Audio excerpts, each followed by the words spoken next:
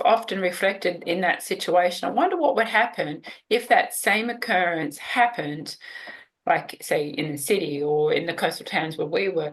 You would not get the response that we had in Vanuatu.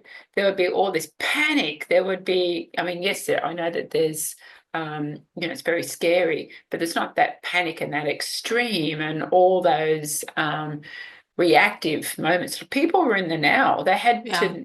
They had to work out what they needed to do. They Yeah. weren't waiting for someone to tell Yeah. them, Yeah. So yeah, that's a big difference of learning to take responsibility and try and work things out for yourself. Yeah.